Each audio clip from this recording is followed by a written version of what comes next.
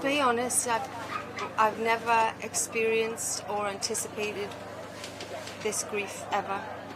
You know, I lost grandparents when I was younger, and I lost a friend when I was younger, but nothing like this. The feeling of shock and disbelief. I mean, it still lingers now, to be honest. I still can't quite believe it's real. I think as well, like, for us as a five, like, you know, all those years spent together, we basically, our whole lives changed together. So we were such a unit in that sense that it almost feels like it's like an extension of yourself. Because you kind of are the group. Like, the group was so prolific in all of our lives that when a member is then not there anymore, it's like a little bit of you's not quite there as well. It's just horrible. To be honest, when you find out that your friend's that sick and the prognosis is dire, you feel so helpless. You've never felt happier. You've never felt hopelessness like it. It's horrendous. So the fact that she had one request that we can fulfill is like great for us, because it just feels like we're doing something where we felt like there was nothing we could do for so long. So, but obviously, like, coming together now quite often to get things happening is strange, because her energy was so electric that we're kind of like the four of us have such a chill vibe. Like, Sarah's energy was like a firework, so you feel that like huge difference in energy when she's not there.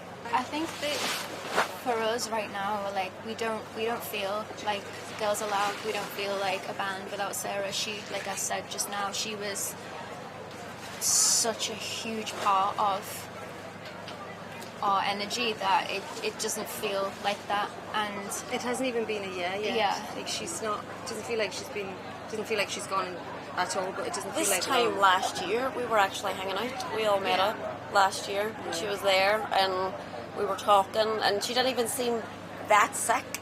I was in denial the entire time, and was the friend that was like, "Oh, it's gonna be all right." And I was completely in denial right up until the kind of the day she passed. So when you think about it this time of last year, about how hopeful it seemed, even though there was really no hope.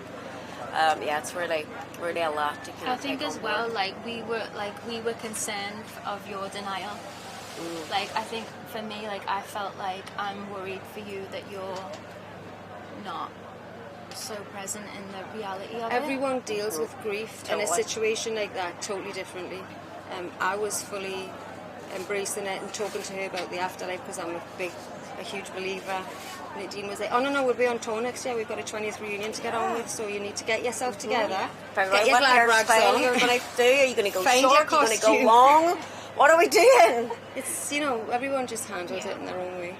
We've got an incredibly exciting event today in Hyde Park to celebrate the life of Sarah Harding, but also to raise vital funds for cancer research. There's a wonderful atmosphere, and lots of people from across London are taking part today, but also people in different parts of the country who are doing it in their hometowns as well. What we see is breast cancer is the second largest cause of death by cancer for women in the UK.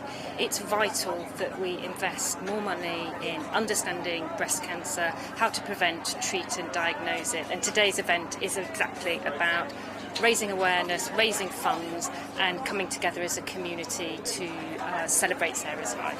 Please. Thank you very much. Excellent. That's lovely. Thank you. Thanks, Ray. Thanks so much. We won't be late. We just got interviewed by the BBC.